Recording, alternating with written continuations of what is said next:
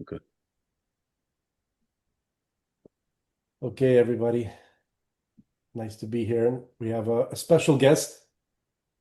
Uh, his name is Arthur Weintraub, and I've been looking forward to having this conversation for a while. I really appreciate that you can join us today, that you can give us your time. Um, I wanted to see if you're comfortable with giving us some background into yourself, and if you want to speak about your family and your brother, and uh, and then we can that can lead into how you got to know about my brother around 2020. Would that be okay? Sure. Thanks for having me, Frank. I'm very thankful to you, to your brother, your family, your mother. And well, I'm Brazilian. Nobody's perfect, right? I am, as you can see, Weintraub is from my father surname. My grandfather, he was in a concentration camp, the Joseph Weintraub. And from my mother's side, they are my full name is Arthur Bragança de Vasconcelos Weintraub. So I'm a hybrid. I'm half Christian. My mother, she was a Catholic, and my brother, we were baptized. But we have this Jewish background that that is part of us, fully part of us. So we were raised uh, learning about the Bible, the Old and the New Testament. And I I studied the law. I went to the law school. I'm a law professor. I I went to a master degree, a PhD, and I have a postdoctorate. I have published 15 books, many of them in the law field. I have the last book published is about crime, organized crime and security. And in 2014, I had my PhD postdoctorate degree in neurology. It's important because that's how I approach your brother. And I was teaching for 2 decades pension law and pension law and actuarial law, and this is related to pension reform. I had a pension reform plan, and my brother, we were at the Federal University, and we were invited to organize a seminary in the Congress, in the Brazilian Congress at the capital. And while we were there, a guy that was a congressman, he came to us and said, I like very much about your work. We are working about the pension reform and reforming the constitution, in the even in the funding system and the pay-as-you-go system. Brazil, well, Brazil was getting a big trouble in the pension area. And he came to us and he said, listen, I like your work. Would you like to participate to elaborate a government plan to a presidential candidate? And we said, who's the guy? And it's Bolsonaro. And we were listening about this name. It was 2017, Wow. almost 10 years ago, the beginning of 2017. He was like 3% in the polls. It wasn't very promising. And we said not only the pension reform, to elaborate the whole plan, And we said, well, we don't know the guy, and you should go to speak directly to him. And we went to the capital. We paid for the tickets, everything. And we went there and we have spoken to him. We said that we would put our families on the line. It would be a threat to the families, but if he was willing to accomplish what he was promising, which was basically to end corruption and restart Brazil. Brazil has this history about corruption and crime and hell. And he said, I give you my military word of honor, like this, looking into our eyes. We said, we have our wives. We showed him the pictures, the kids.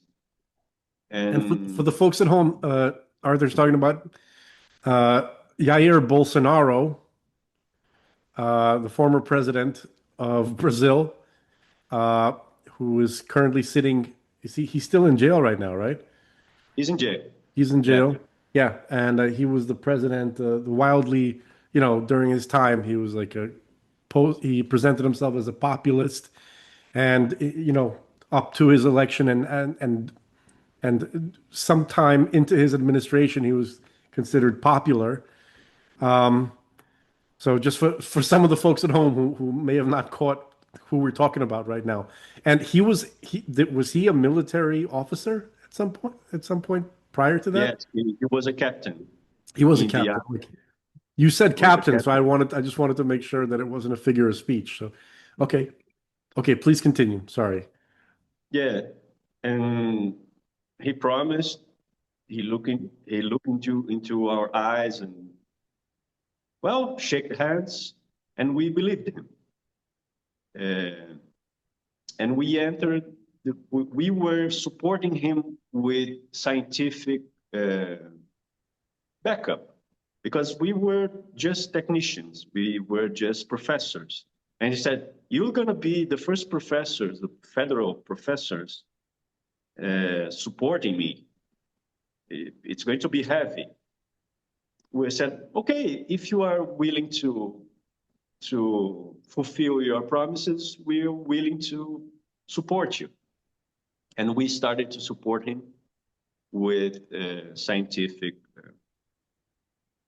background, scientific help. And we started to be persecuted at the university, and even life-threatening situations. Students were saying that we should be killed or spanked or brutally or battery upon us, or assault, and you can imagine.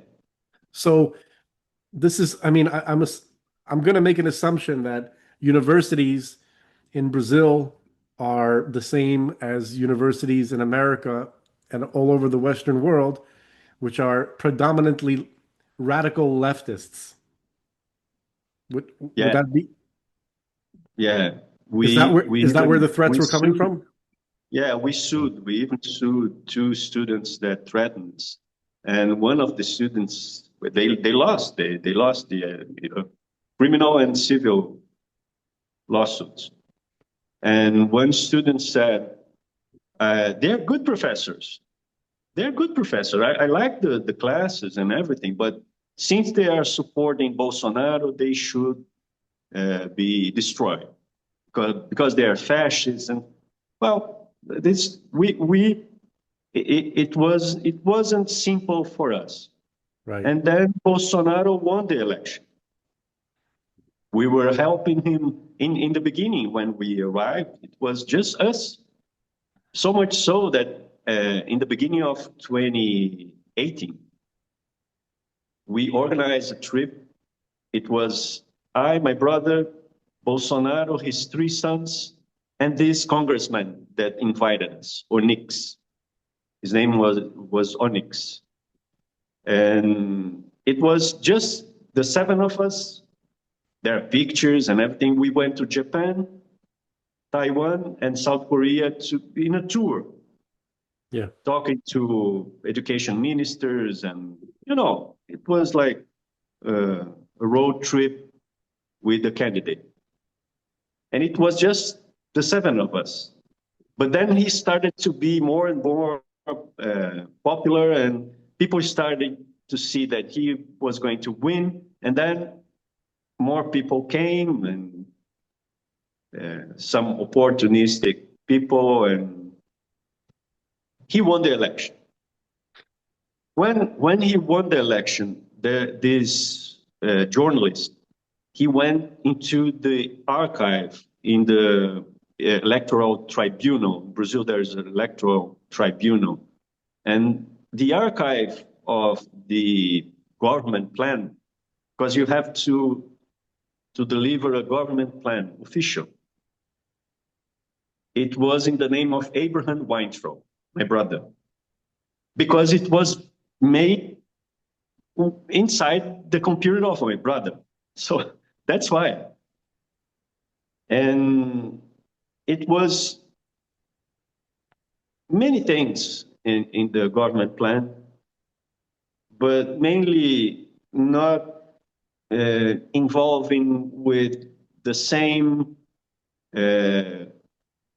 political corrupt figures and avoiding letting Brazil again into a corruption spiral. And well, and one big promise that I and my brother, we have inserted there to transfer the embassy, the Brazilian embassy, from Tel Aviv to Jerusalem, because it's important to us and to Brazil. It's important. And Brazil, there's this massive support to Israel. Yeah, that's one of the reasons why we love Brazil. There's many reasons.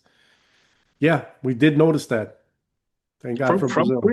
From Christians. Arthur, I know. when I lived in Israel, I want to tell you, when I lived in Israel on two occasions, you know, I remember I lived in Jerusalem from 2012 until 2013, and then once again from 2020 to 2022.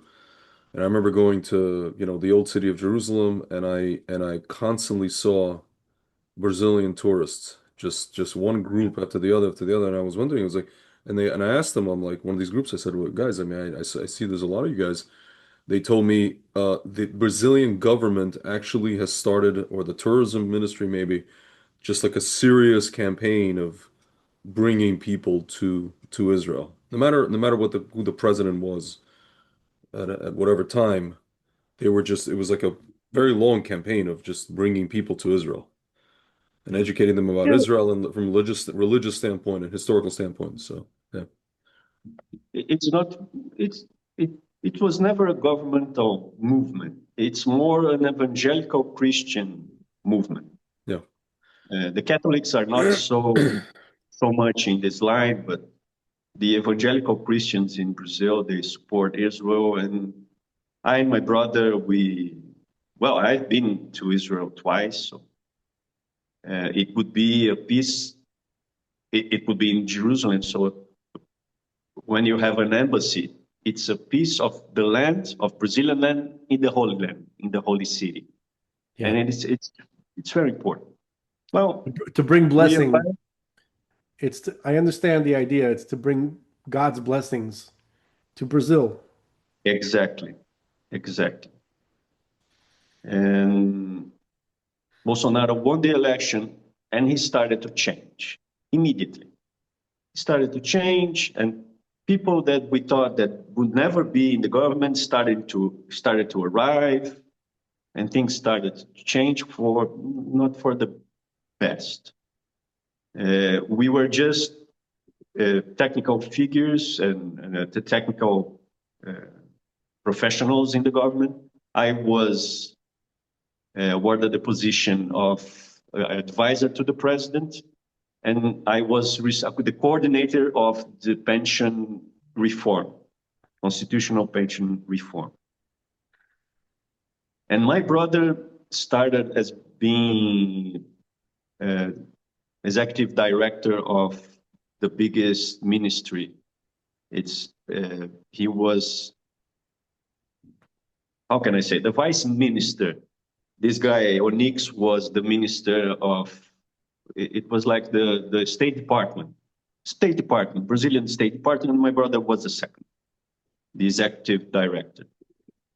And after some months, Bolsonaro came. Yeah, we went to a trip to Israel, to Jerusalem. I was with Bolsonaro.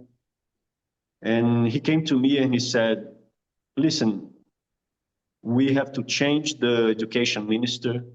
And since you and your brother, you are professors, and your my brother was director of a bank in Brazil. He started as a trainee, as an intern, and he was rising up to director of a bank. So Bolsonaro said, I chose your brother because he has more experience. The ministry, the education ministry is about 300,000 people that it's under the ministry. So many universities, state-owned universities and schools. And so I think your brother and my brother is 5 years older. And I said, well, let's talk to him. And Bolsonaro awarded my brother the position of Minister of Education of Brazil. And my brother and I, we started to become more and more popular because of our ideas. We exposed ourselves publicly. We didn't have Twitter or anything. We started having Twitter and Instagram and YouTube and channel. By the way, your Twitter and your brother's Twitter is the most criminally censored accounts that I think I've ever seen, because I think between the two of you, you have almost 2 million followers. And when I asked you, you're one of the few people, I asked you to share my brother's video where he explains his protocol and how it applies to all the single-strand RNA viruses. You guys both shared it, and barely any visibility. And we got to get to the bottom of that one day, but please continue. Sorry, please continue. Yeah, there's a shadow ban, but there's another thing that Bolsonaro did.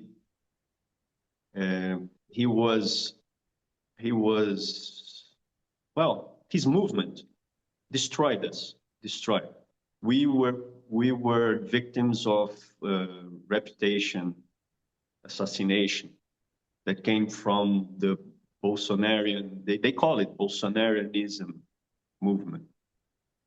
But the things were, at first, it was very promising. We thought that Bolsonaro would implement everything that he has promised. But then he started calling people from it's called in Brazil the center, but it's in a bad way. Because the center in Brazil has always been linked to corruption. And Bolsonaro said, no, never. I would never bring the center to my government. And during 2019, he didn't. And things were going on, but anything that my brother would do, Bolsonaro would not support it, or even he would reverse it. So, for instance, there are quotas in Brazil, not only for entering a university. There are quotas when you go into a master's degree or a PhD degree. And my brother said, no, it's wrong, because when you have graduated from a university, it's equal for everyone. So it doesn't matter what is your background. You have already a diploma. So my brother canceled quotas to master degrees and PhDs in Brazil, which is a conservative line of thought. Yeah. Bolsonaro reversed it, and many other things. During the first year, 2019, during this first year, it was kind of a conservative line of government. He would say things that are, but he wasn't making the changes he had promised. And the other ministers, the foreign affairs minister, for instance, he was like us. He was trying to make changes, but Bolsonaro wasn't supporting him. And Bolsonaro was giving space to traditional politicians in Brazil, which is not what he had promised. Yeah. When 2020, and then Trump was elected, and we thought, listen, Trump was elected, everything is going well. And Trump was elected, and 2020 started with can I say, or the algorithm? Oh, it's okay, the COVID pandemic. We don't get visibility anyway, so don't worry about the algorithm. Arthur, apparently YouTube already stopped zapping us for COVID content, meaning by zapping I mean taking videos down. But so the pandemic started, and my brother, as a minister, there are more than 50 university hospitals underneath the ministry. So he had more hospitals than the federal government. And he had to organize that, and then came the health minister, and he said, well, with this COVID, 5 million Brazilians are going to die, and there's nothing to do. There's no remedy, there's nothing. And my brother said, it was March, 2020, March. And my brother said, no, it's not correct. We had to do something. And it's an emergency. And he started reading stuff. And I started reading stuff. When my brother, he said, listen, there's this protocol in the US. They are using hydroxy and zinc and vitamin C and azithromycin. And my brother said to me, you have this postdoctorate in neurology. It's something that I like to do research. And he said, go for it. Go deep inside this issue. And I started to do research. And I saw for the first time, I saw the Zelenko Protocol. And the name Zelenko, it was this doctor from New York, and no patient has died. And then it was this other doctor, the French doctor, Didier, the two names. And then Trump came and said, listen, there's this treatment. And so I came to Bolsonaro. Bolsonaro was at the corner. He was very afraid. He was always afraid to lose the power, to lose the government. And nobody was bringing a solution. And I came to him. I was an advisor. It was called a special advisor. And as a special advisor, I came to him and I showed him, listen, there are some studies here. There's no definitive solution, but listen, it's an emergency. We should research about it. And he said, okay, you are the guy, you can go and then you bring me the information. And I started researching, talking to doctors in Brazil. And I came to Bolsonaro and said, there is this doctor in the US, his name is Zelenko, and no patient has died. What are they having as medicine? I said hydroxy, zinc, which is a supplement, and vitamin C, and azithromycin, which is an antibiotic. And hydroxy in Brazil, it's kind of popular because you have malaria. So they were using this for 70 years.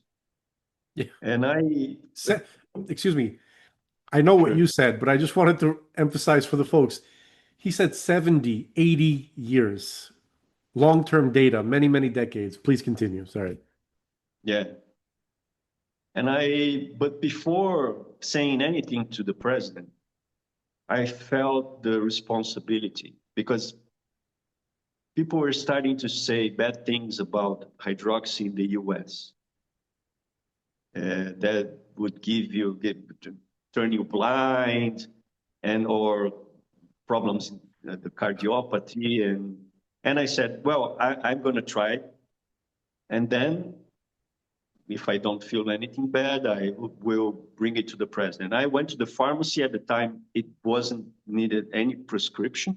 I went into the pharmacy and I said, listen, I want hydroxychloroquine. I said, because hydroxy is less toxic than chloroquine.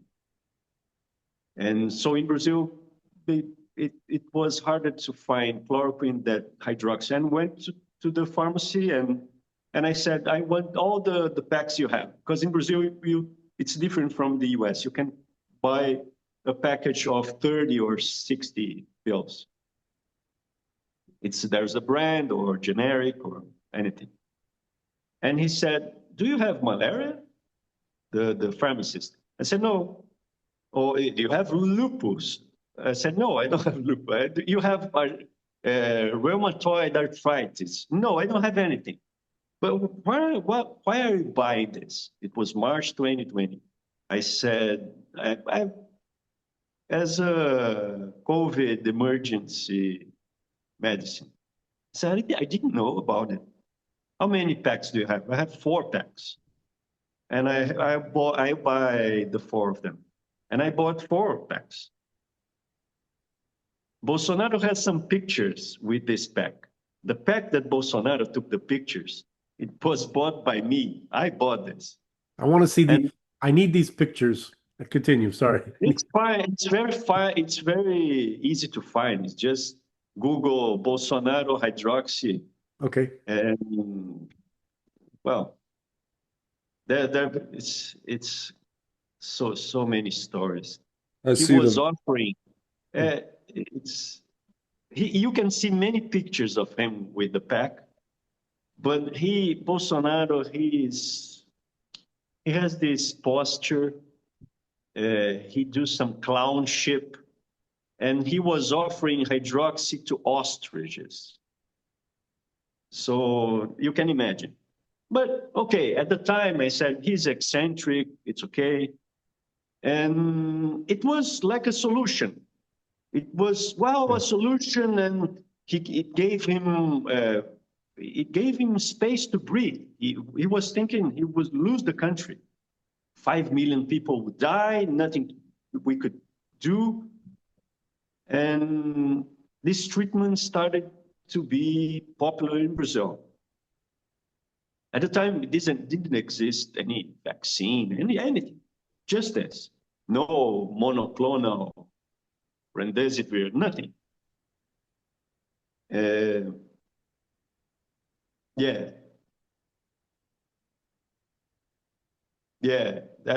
it. No, but he was holding the package. I think if you write, I'm going to try to find it. Bolsonaro ostrich. In Portuguese, it was something. Well, we're gonna find. I'll find it. The photograph, and that photograph is gonna be the thumbnail for this episode. Yeah, and then I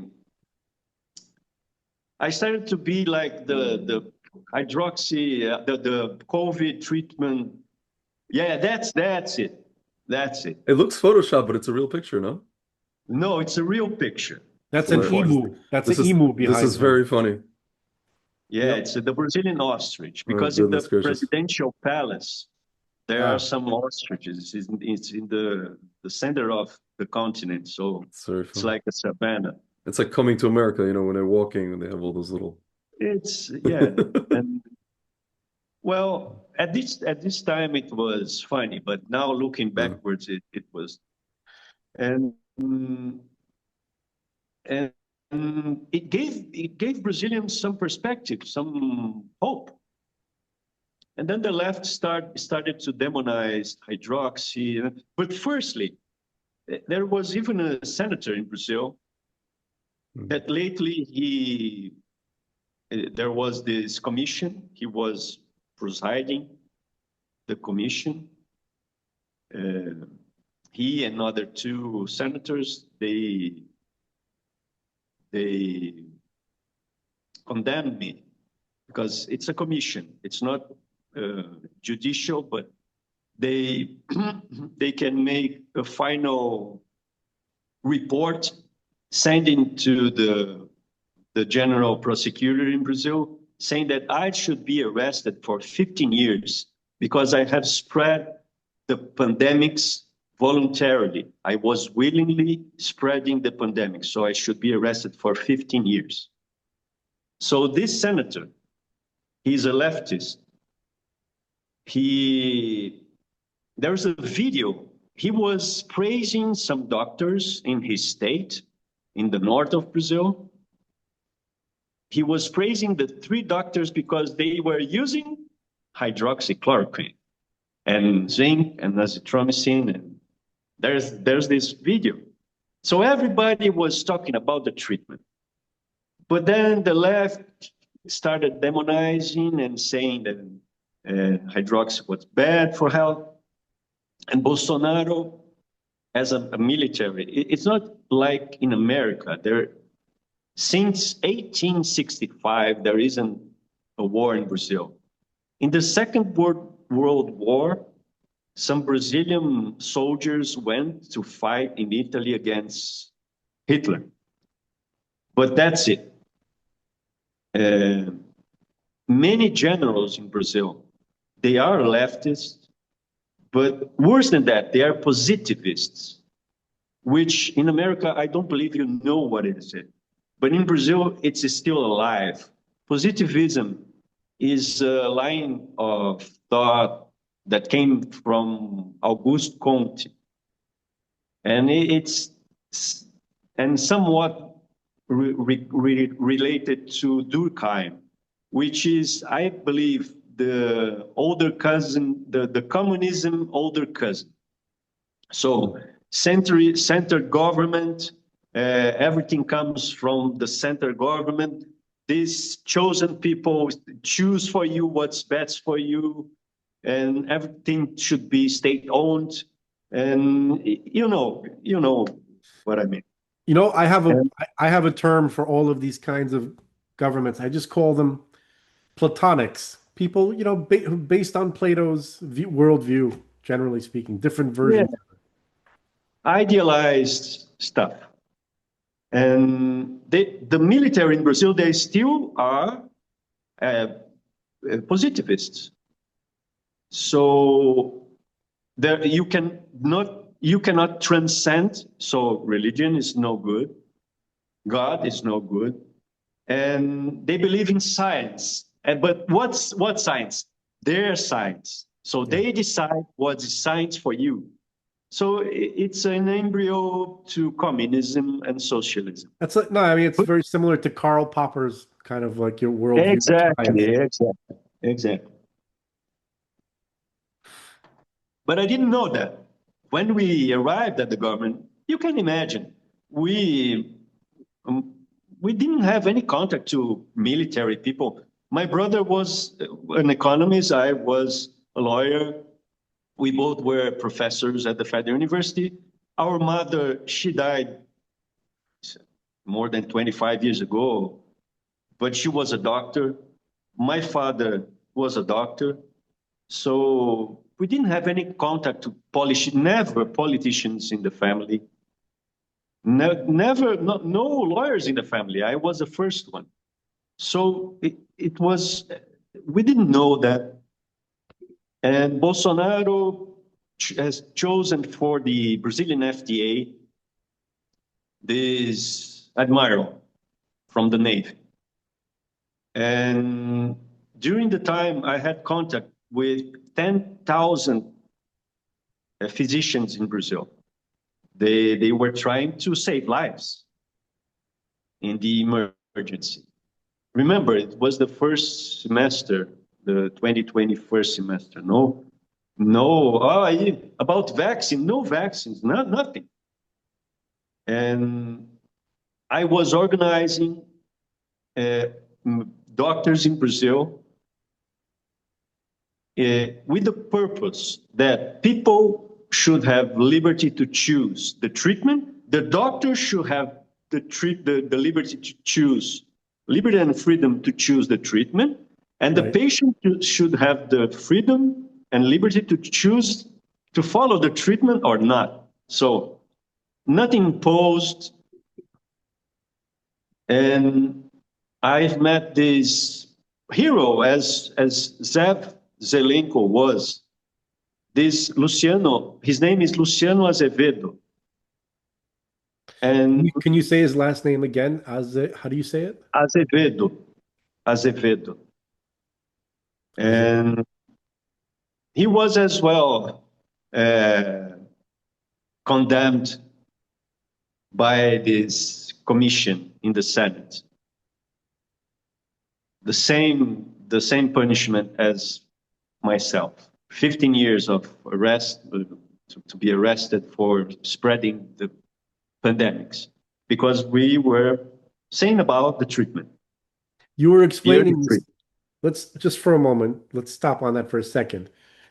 You were explaining to me that this commission that condemned you, and this, you mentioned 15 years. Can you just for a moment just explain the possible implications and the things that you unfortunately have to be dealing with right now because of that? Yeah, there's a procedure after the commission. It was a commission in the Senate. It's called parliamentary commission. And they do an inquiry, and it's very public, and to show off. And they were doing this, and they said, who was the guy in the government responsible to bring the protocol, the early treatment protocol to Bolsonaro? It was Arthur Weintraub. So he should be arrested for 15 years because in the Brazilian code, the penal code, there is this crime that if you spread the pandemic, you should willingly. It's not. It should be voluntary. So they say he was willing to spread the pandemics. Arthur, I don't understand one thing. It'd be one thing if you said to them, let's do this whole natural immunity thing like in Sweden, and let's let the disease spread. Literally, if you would have just said that, and then, we'll get natural immunity that way. Then they can make an argument that you don't want the pandemic to spread. But here you're coming and you're saying, let's try a treatment. It's not like you're just letting things happen. Well, it doesn't sound like anybody in Brazil cares about sense. The wording doesn't even line up with their wording doesn't line up with what's on the ground. It doesn't make sense. It doesn't make any sense. Yeah. What I want to know. It's not logical. It's not logical. And but I want to know what. Okay, so the 15 years thing, they want you to turn yourself in and go sit in a prison for 15 years. Is that what? I don't understand. Yeah, the Senate. The thing is, when you have a commission like that, at the end of the commission report, they do a report with 2,000 pages, and they tell the general attorney to do do stuff, to prosecute people, to arrest people. They can tell the prosecutor, the general attorney, and the general attorney can do it or not. He can decide. Okay. And they sent this report saying that I and Luciano should be arrested for 15 years. And it's there. It's there. Okay, I see. So it's basically a looming threat. And it could be that if your political opponents want to harm you, they'll make it a priority and then essentially take you to court where you could face imprisonment for what you for I understand. I just wanted that to be clear to everybody listening. The No, threat and the precisely. danger. You're correct. That's the point. At any moment, they can restart it because the crime, it is not within the statute of limitations in Brazil. So any crime, if I kill a child in Brazil, after some years, the statute of limitations obliterate the possibility that I can be arrested. But in that case, the law says the person that spreads a pandemic, there is no statute of limitations. You can prosecute the guy 100 years later and no problem. And it's there. It's there. It's at the capital. There's the General Advocacy building. And we hired a lawyer, and he was, well, we are following this.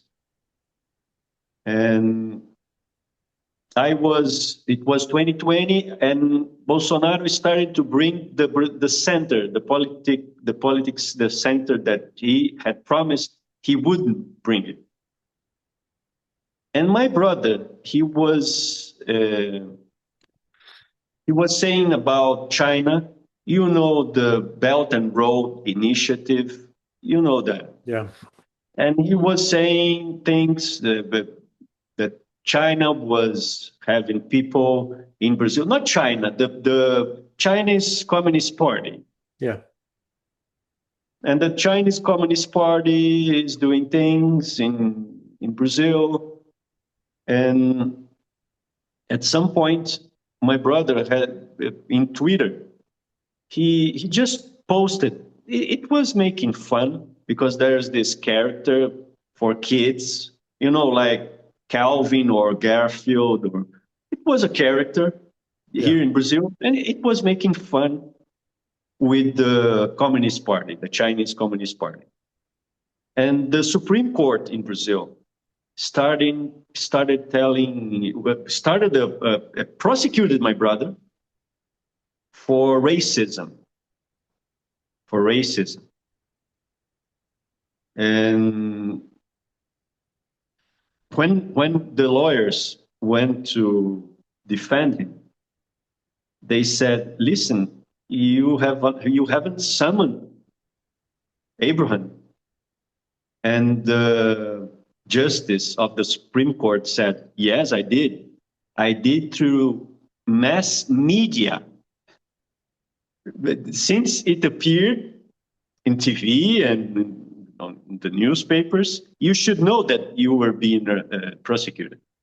That is, it's absurd. As a lawyer, I can tell you, you can imagine someone's prosecuting you, and when you have to defend yourself, they say, no, you lost the possibility to defend yourself because you were cited from the mass media. The summons came from the mass media. So some monstrosities were happening, and they started saying, because my brother was verbalizing things, that because Bolsonaro, now we know, he's part of the system. So everything that my brother, because my brother is more, he was more at the front at the war more than me. I'm more, you know, my brother is from the financial market. He's more, how can I say, more assertive.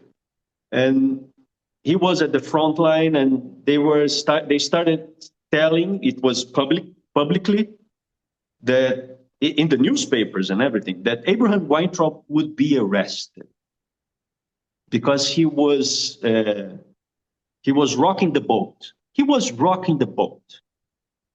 So Bolsonaro was not liking and everything. And it came to a point that my brother went to the Israeli embassy and other embassies to ask for, at the time he didn't have, nowadays he has a Portuguese and Spanish citizenship.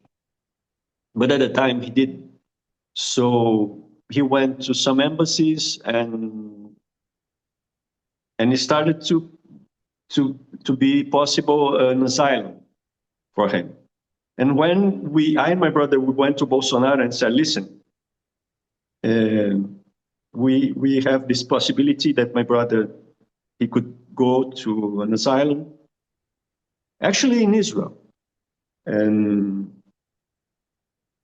he said, no, it will destroy my government. You can imagine a minister going into an asylum.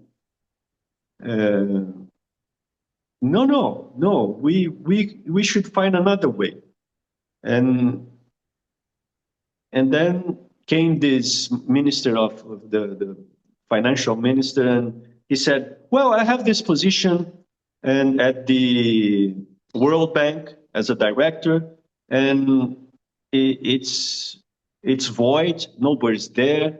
It should be a person that speaks English and Spanish fluently and knows econometry, and let's put Abraham there. And this minister, he gave an interview saying that we transfer Abraham to the World Bank to pacify with the Supreme Court. It's explicit. To pacify the CCP. To pacify. Yeah. And then my brother went to the World Bank. It was June 2020, July. And this foreign affair minister, he's a good guy. He came to me and he said, listen, I have this position at the Organization of American States. It's Secretary of Security. I think you will be productive. And it's in DC, and you could be with your brother, because I and my brother, we are very much together, our lives. So he said, you'll be with your brother. And then I went in 2020 to DC. What I was seeing in the government, it was dire straits, and we left the government. And my brother, he was very popular because of things he has done and said. This, for instance, going against the CPP. And so much so that there's this, in Fox News, when Tucker has shown himself yet, he has interviewed, his staff has interviewed me, and he's shown my brother as a minister being persecuted by the CPP in Brazil and everything. So it was publicly shown that my brother was persecuted. And his name came as governor of São Paulo. It started organic. He was at the World Bank. He couldn't do it by himself. But people in Brazil started saying, listen, Abraham should be São Paulo's governor. São Paulo is a third of the GDP in Brazil, a third of the GDP. It's a population of Argentina. It's huge. And my brother was, there was some polls in which my brother was in the first, like, even with the leftist candidate. So he would win. Because in São Paulo, they don't elect the left. And the system saw, and they started saying, and Arthur should be senator. So we were, at the time, public figures. I had 700,000 followers in Twitter. My brother was 1.5 million, and in almost the same in Instagram, almost the same. So millions of followers, and we were popular. The Weintraub brothers. And we went to the US and we started working. But things were happening in Brazil, and before you have to remember that my brother left Brazil because of persecution. They have hacked the phones of the family, my phone, my wife's, and his son's phones, cell phones. So his daughter, my niece, she was 8 years old, and they sent her pedo pictures. You can imagine. And they were threatening the lives of them. So my brother brought them to the US as a measure of protection, to protect their lives. And then he just arrived during the pandemics, and then the family arrived, and they were together, and it was before Christmas. Some people from the capital, still in the government, started sending my brother messages. Don't even think about being a candidate, a governor candidate. Bolsonaro was sending the messages.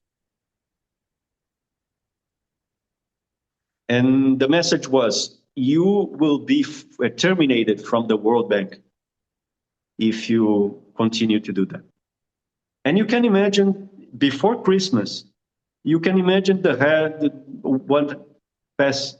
what happened to the kids and us, because we shared the information, because it was a life-threatening situation. He didn't know he had the mandate. The position was, it wasn't like this. You can terminate the person so quickly. And he wasn't thinking about it, but if he was terminated, he would have to go back to Brazil, and the kids should be forced to go back to Brazil.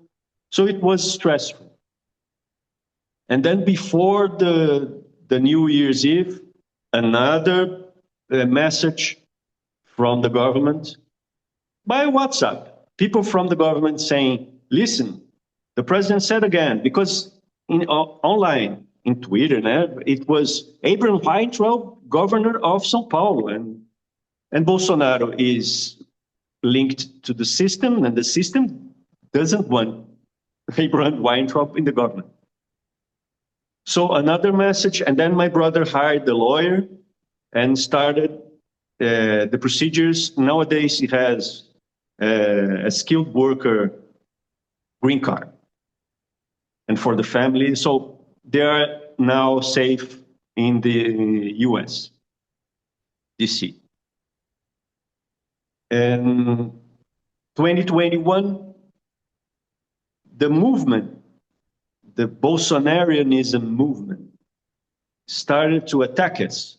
So the Bolsonaro and sons didn't attack us directly, but people around them were attacking us. And then Bolsonaro called me. What's that idea of your brother? He didn't call my brother. He was calling me. And what's the idea of it? It's no idea. People are talking about it. You won't find anything from my brother. He is director in the World Bank. He cannot make any public speech about it. So people are saying that he should be, and the name is popular because of that. No. You cannot come back to Brazil. You should leave the social media, Twitter, Instagram, and disappear. And I said, President, no, if you don't do that, you lose your positions. And I said, it was never about positions. You know that. Yeah, but you'll see. You'll see if you follow this. So in January, I was at the OAS as a Secretary of Security. I was recognized by Colombia and Guatemala, officially recognized for my fight against organized crime and the narco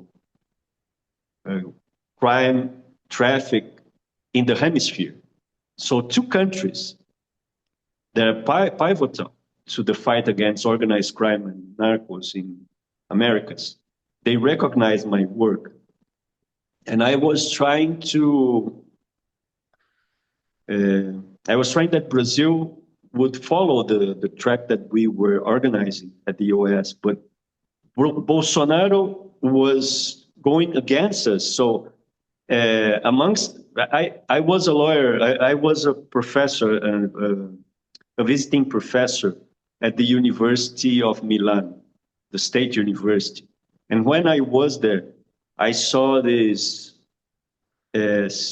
forfeiture that they use in Europe against mafias and organized crime. So I brought it to the OAS and from Italy, and the methods and everything, the technology. And the only country I wasn't able to do, Bolsonaro has terminated this foreign affairs minister that was in the same line as us. And he was putting all the figures in the government that he said that he never would put them, but he was so much popular. And I can make a parallel with the Bible. In the Old Testament, you can see the prophets all the time saying things against idolatry. And Brazil started this idolatry to Bolsonaro, to the point that there's a video of a girl. The girl is not even a woman, a grown woman. It's a girl, and she turns to Bolsonaro and she says, listen, President, you are not God. You're not God. And people around supporting Bolsonaro, there's a guy that says, he's God, shut up. He's God, shut up. And Bolsonaro didn't say, no, I'm not God. He was laughing. It's something biblical for me. And all this idolatry and populism and things, we were in the US and we didn't know it was so bad. And in the beginning of 2022, we came to Brazil. Bolsonaro said, if you come to Brazil, you will be terminated. I said, okay. And we came to Brazil, and people were making like a pre-campaign for us. We weren't, but people were putting our names up for the Senate and the government. And we started being attacked big time, from people around the Bolsonaros. But since they didn't have any accusations other than they're traitors, they started to be all the programs on TV and internet that were related to Bolsonaro. You can imagine, he was in the government. TV networks that were linked to the Bolsonaros, 24/7 saying the Weintraub brothers are traitors. They are not grateful to Bolsonaro, and they are bad people. They are from the left, the left. They are envoys from the left. Some days ago, this guy said, Abraham Weintraub works for the Chinese Communist Party. And he was persecuted at the time he was at the government. All lies, all lies. You can imagine in our heads, and millions of people in Brazil, when you are conservative, it's fashion to put an Israeli flag on your profile. So they put an Israeli flag, and they were sending to us, traitor, you should be killed, you should be arrested, you traitor. So Brazil is savage. Brazil is savage. And it's not good for your head. And so we were being attacked from the left and from the Bolsonarism movement. Okay, Arthur. Sure. Do me one favor. I'm very sorry. You mentioned savage. I need 1 minute. I don't want to miss anything that you have to say. I just need to, I need to pee for 1 minute. Literally, I'll be right back. I'm sorry. I'll be right back. This is going to be edited. Yeah. It's astounding to me listening to you, Arthur.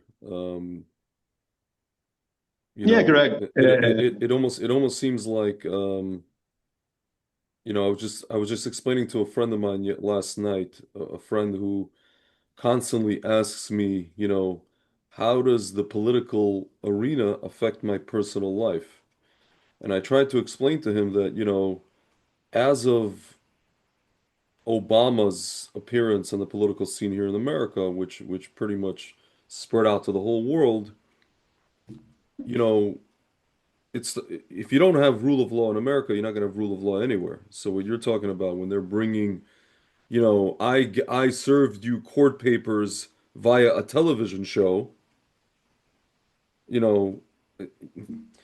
I could see this already being done in America in a different way, not so blatant, but basically, like we say, trial by Twitter, public opinion.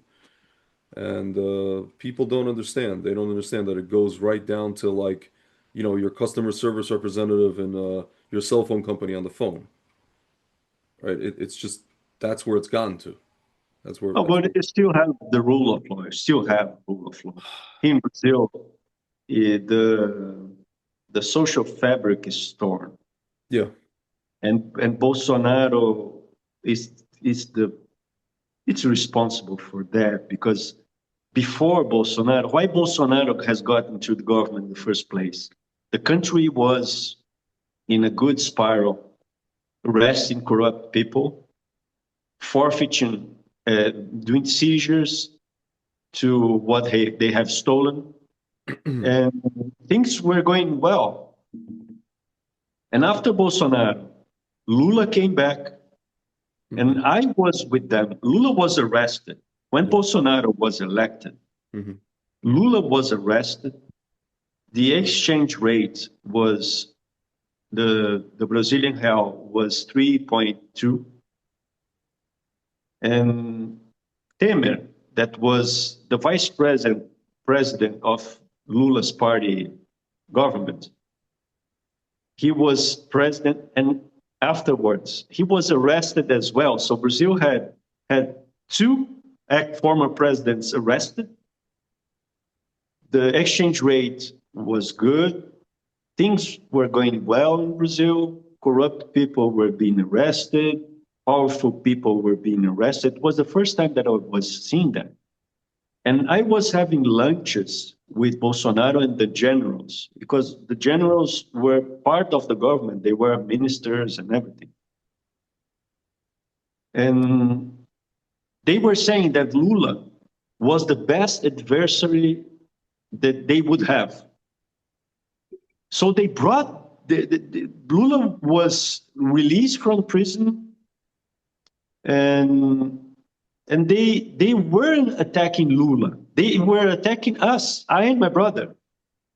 So we were politically destroyed, and our lives were destroyed. We were receiving life threats. At first it was from the left, and now it was coming from people with Israeli flags. There was even a Jewish woman She was supporting Bolsonaro. She sent a message to me. It impressed me. She said, you should be sent to Gaza so that Hamas would give you a good end. It's because you are a traitor to Bolsonaro. So it's craziness, it's madness. Brazil. Arthur, you know what I don't understand? You mentioned people were being arrested and corruption was being handled before Bolsonaro. Who was doing that, if not the previous president? It was the country. People were going on the streets. Mm-hmm. People were it began 2013. It was something it was voluntary. But effectively it was the governors starting doing it. And it was a group that were arresting them. This judge, which now he is a senator and he's okay with the system. So it's a nightmare. Everybody we thought would be fighting against the system now is within the system. But we interpret that people that were fighting against the corruption and everything, they were doing that because the population was forcing them to do. It was something in the soul of the Brazilian population that was virtual. It was virtue. It was virtue. It was virtuous. Yeah, it was virtuous. Yeah, exactly. That's the word. And then Bolsonaro has broken the soul of Brazil. And it's not that came back in time. It's something new in Brazil nowadays. You don't have freedom anymore. You can be arrested for anything. No rule of law, and no due process, nothing. It's just a judge saying you are arrested and you can do nothing. And it was after Bolsonaro. Bolsonaro was letting things and defending all the wrong things that Brazil has. And at the end of the government, I'll go back to the issue of the treatment, but at the end of his government, they discovered that he was planning a coup. And as everything he has done, it was, how can I say, unprofessional. So they discovered the plans of coup involving military and staff and everything. And he has signed a new law. He signed the law of it changed national security, and this new law it's all the words resemble a Soviet law. It's a coup against the state democracy. You know the pretty words that the left use. Yeah. Bolsonaro said he was proud that in his government he has enacted 77 feminist laws publicly.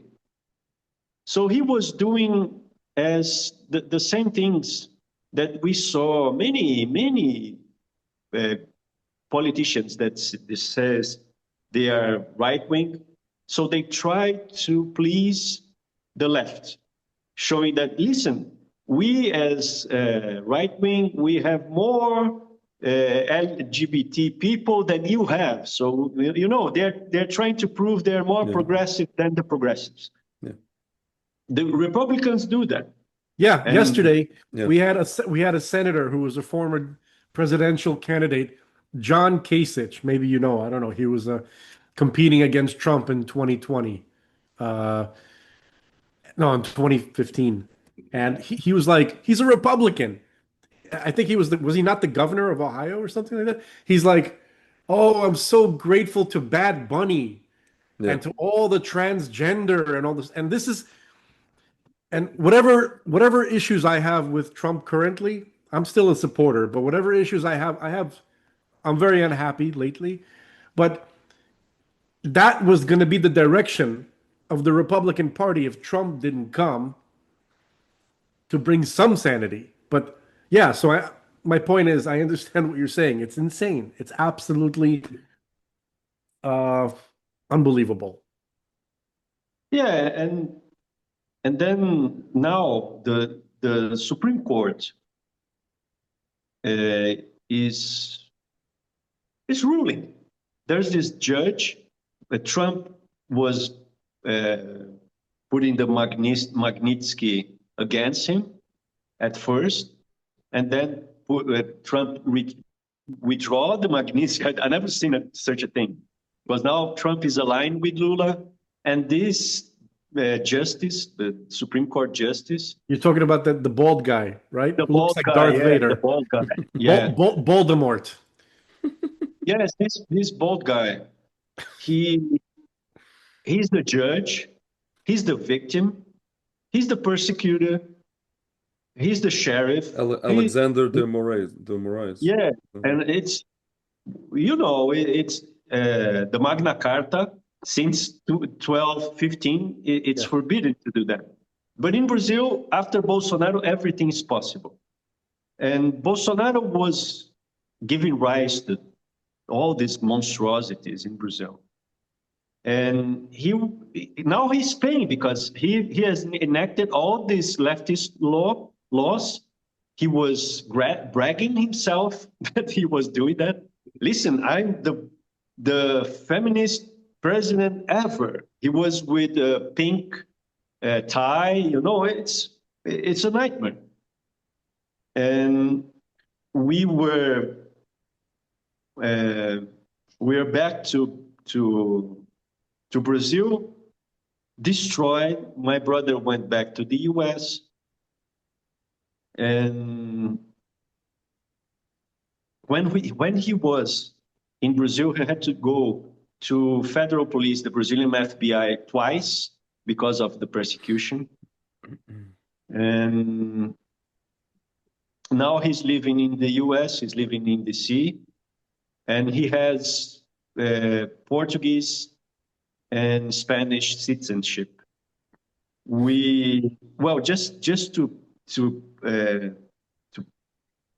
fulfill the issue, when I was dealing with the early treatment problem, I told Frank that I was in a meeting with Bolsonaro, this president of Brazilian FDA, this doctor, and I, the four of us.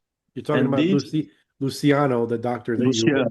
Yeah, this guy is a hero. This guy is a hero. And we were saying that, listen, hydroxy is a ionophore and all the things to put zinc in the cell and everything. And this admiral said, hydroxy is cardiopathic. And I said, listen, Admiral, you people from the army have been using hydroxy for the last 70 years in Amazon because of malaria, even prophylactic. And he was like offended because he was a big shot, and he, I'm a big shot, and how could you say such a thing? And without any plausible argument, he said, I have 40 years in the Navy. And I said, we are not speaking about boats here. And he lost the temper and everything. And Bolsonaro it wasn't his problem. It wasn't. And Bolsonaro was so popular in Brazil that he wasn't caring much anymore. And I left the government. And after that, Bolsonaro was saying that the vaccine was the solution. And his sons, they took the shots publicly, showing off when twice. I think So the booster. so I so don't know how many. supposedly. I Yeah, asked no. Oh. I Arthur, I think they asked did. you this last time we spoke, and I asked you, do you think they actually took the real thing or the placebo? And you mentioned that you thought they really took it. I Yeah? think they really took it. I think, and they were doing marketing for the vaccines. This is such a horrifying and heartbreaking story. It's difficult to digest. Yeah, and Are your brother, at the point, he said, "Could you please follow me on Twitter and on Gather?" I said, "Sure, I'm my brother immediately." And then he said, "Could Bolsonaro follow me?" And I've tried, and one of the sons followed him, Mhm. but Bolsonaro didn't. Oh, it's so simple to follow. No, okay. He never knew who was Zeb Zelenko. He didn't know. He couldn't care. He couldn't care less. He couldn't Arthur, care less may I ask you a question? What was the reason that Bolsonaro brought in, I'm gonna call them non MBGA, non-Make Brazil Great Again people into his government? because Bolsonaro is the template. His personal template is the system. So Bolsonaro has been always a person from the system. He just used as a brand management thing. He saw the opportunity that conservatism was in fashion in Brazil. He grabbed the opportunity. That's it. He and his sons. And It's the same he's story here, Arthur. Yeah. We have supposedly we have a two-party system. We call it the uniparty. Everybody is. It's more like there's a comedian. His name is Gavin McInnes. He said that Washington is Hollywood for ugly people. You want to if you're handsome and you want to be an actor, you go to Hollywood. If you're ugly, you go to Washington. It's Yeah, it's just the same in they're just Brazil. actors. It's a theater. It's precisely. It's this. And in Brazil, when you get into the capital, when we arrived in the capital, I and my brother, no political background. The first thing they offered us were advantages, like, do you want a jet? Do you want, Mhm. luxury things, Yeah. comfortable things? They try to see your weak point. And Can I tell people my weak point immediately, just so in case anybody's listening? It's my only one weak point. I want a 1986 Ferrari Testarossa in white, With and the that, one with the and that one with rear only view, with yeah, they have one side mirror. It's not Miami even Vice. legal in America anymore. In Miami Vice, you know the one they drove in Miami It's Vice? illegal, yeah, no. Okay, I remember sorry, that. just a little But humor. Just that's exactly what they did. They looked for your weak point and they offered you what they think: women, drugs, money. What do you want? And we were wanting to fix the country and go back to our lives. Our lives were very comfortable as professors, and we have achieved uh, financial uh, We got it. stability. Yeah, Arthur, so We got it. We I have got a it. question for you, if you don't mind. sure. I'm sorry to cut you off for a second. You mentioned when I asked you about the whole thing with stamping out corruption before Bolsonaro came in, you told me the people were kind of like inspired, I guess. And I'm thinking about now this whole thing with the Epstein trial, not trial, but the Epstein files. Files. And a lot of people on Twitter everywhere are asking, how come, maybe Americans are not on fire over this? This is so horrible, and Americans are not on fire. So I'm thinking, and I have my own answers why. Obviously, they're demoralized, whatever it is, they're in their own bubbles. But what was the thing that tipped Brazilians over the edge to just act? And I'm wondering, maybe something similar can happen in America to where they're just going to be tipped over the edge. Because clearly, this horrible stuff that we're reading is not tipping them over the edge. It's not working. Yeah, I understand your question. Brazil is Yeah. more primitive than the US. We have, Brazil should be, Brazil is very similar to the US in many ways. Brazil has founding fathers. It was the only monarchy in the Americas. Brazil is huge, 200 million people. And it's a gigantic country, like Gigantic. almost three-quarters the size of the United States, right? Like something like that. Yeah, yeah. But Brazil is more primitive. So this movement, the evangelical Christian movement, is very strong in Brazil. And at the beginning of the government, when we were there wasn't this word Bolsonarianism. It was people that were defending freedom to bear arms, defending the Bible, defending agriculture, and I'm representing Brazil right now. I have a Taurus 9mm in my pocket. It's a Brazilian company. Taurus, yeah. And at some point that we were in the US, we didn't see it coming. The evangelical, not the evangelical Christian, but some parts of the evangelical Christians, they transformed Bolsonaro in this messianic figure. His middle name, I'm not kidding, his middle name is Messiah. So they were saying that Bolsonaro was the Messiah, or is the Messiah. And people started believing it. So anything he would do would be perfect. And anyone that would say Bolsonaro is wrong, I and my brother, we would be anathemas or apostates or hell figures or something that should be killed.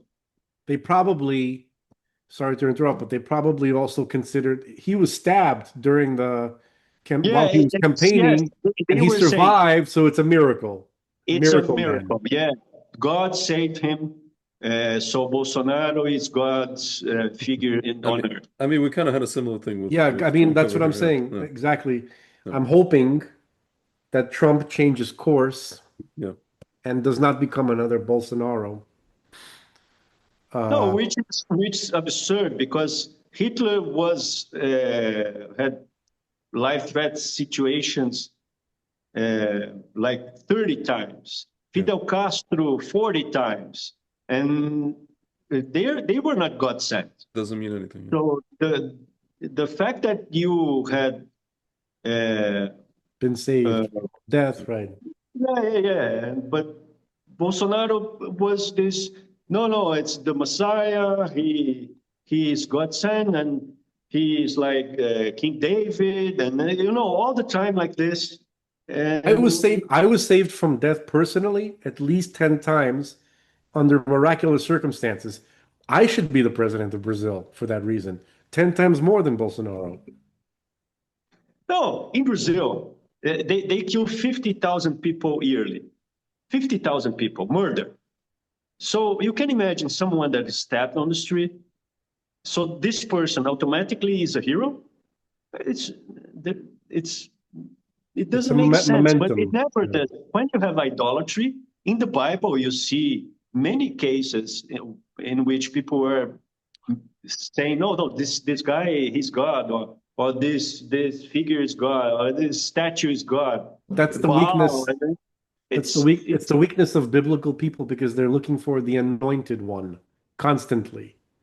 They're looking for the Mashiach. They're looking for the Savior to come and save them.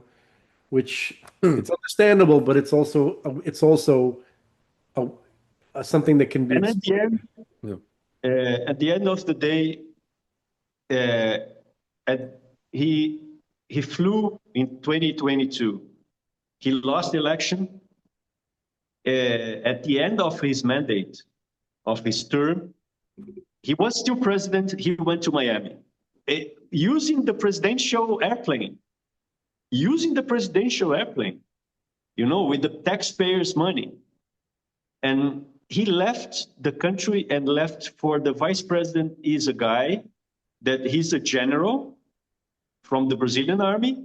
In the Independence Day, the Brazilian Independence Day, he put a picture of himself. I'm not kidding. You can go into his Twitter. The Brazilian Independence Day, he puts a picture of him and the Chinese flag. Not the Brazilian flag, the Chinese flag. And another general that was minister, he said publicly, there's no future for Brazil without China. So it was open. And this, at the end of Bolsonaro's government, Bolsonaro was still in Brazil. They allowed Maduro to come to Brazil to Lula's inauguration day. So Maduro was forbidden to get into Brazil because of a decree. This Minister of Foreign Affairs that I told you that is a good guy, he has promulgated a decree saying that Maduro cannot put his claws or his feet in Brazil. And Bolsonaro reversed it. And so Maduro was allowed to come to Brazil. And they said, why Bolsonaro did that? No, everything is strategy. Remember, he's the Messiah. So you cannot say anything against anything that comes from Bolsonaro, because he's a figure that comes directly from the sky. It's stunning. This is not important, but when I look at Maduro, it looks like Stalin and Saddam Hussein had a baby. Yeah. And it turned out like that. Yeah. And it's something that you see in Latin America. It's hard to believe. It's hard to believe. Nowadays the PCC, it's the Brazilian FARC, the organized crime.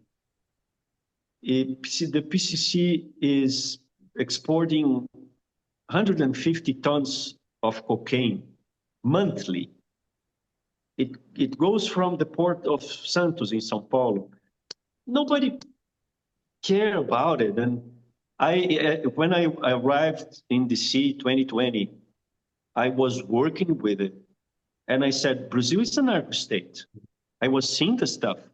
They were using narco submarines, and I was seeing the figures and the volume, and it was gigantic, abysmal.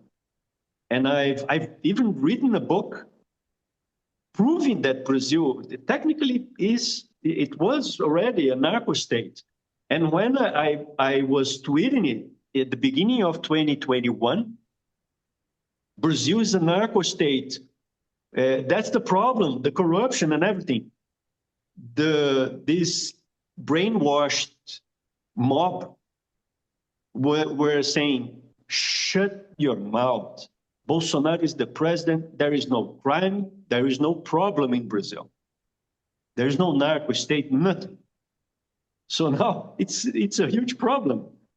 It's a huge problem. The PCC, this narco mafia, is related to Hezbollah and Hamas, and they are importing arms and exporting cocaine.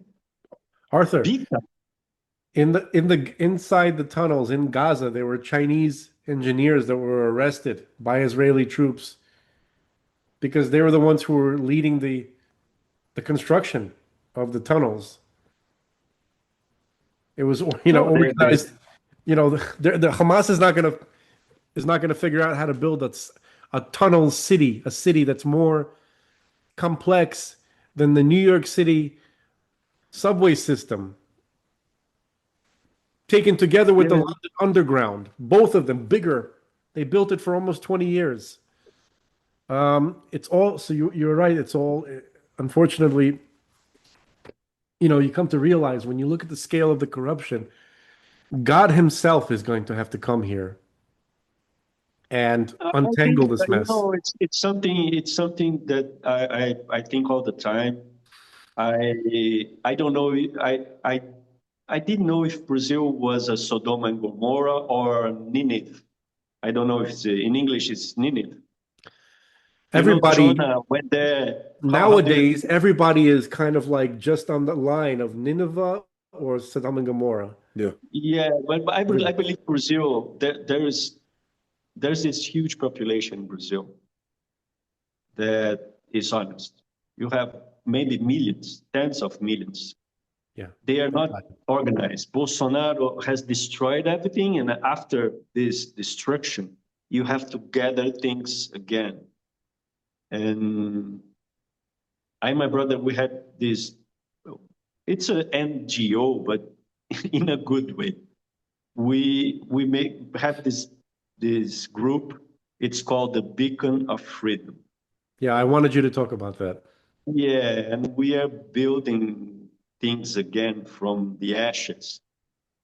And the dishonest people, they are against the. In Brazil, you're not allowed to have independent candidacy, which is a human right. I believe Brazil is the only country in the world. Even Cuba has independent candidacy allowed.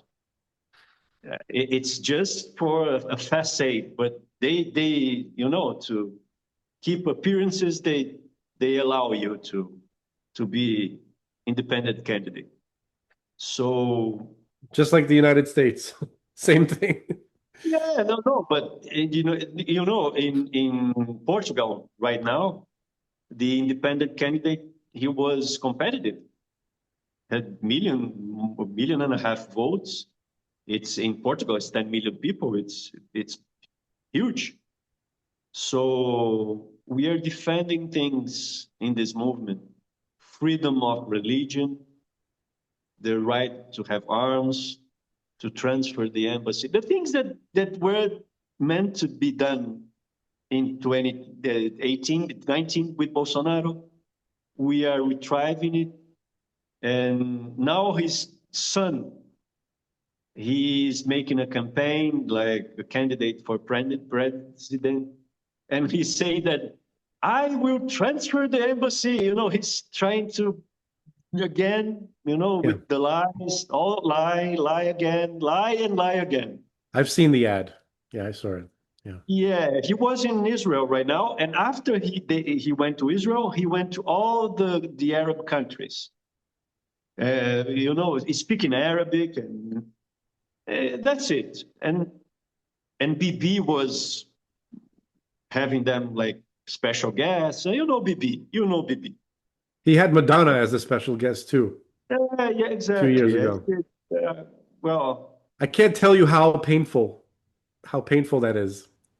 Anyway, continue. Please continue. I know, and what gives me hope is that in this movement, I've been founding warriors. It's no other word.